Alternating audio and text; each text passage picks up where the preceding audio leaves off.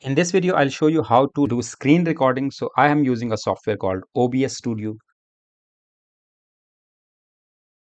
This is called OBS Studio. In OBS Studio, you can start recording the screen. For example, this is the scene that I have created, and inside the scene, I will choose display capture, and I have multiple displays on my computer. So I'll be choosing the display capture here.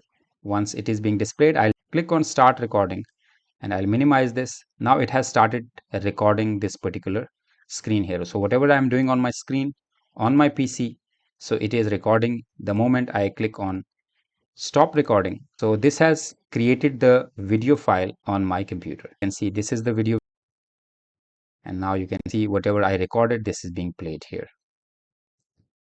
So this video, now you can edit this and start uploading to your YouTube channel.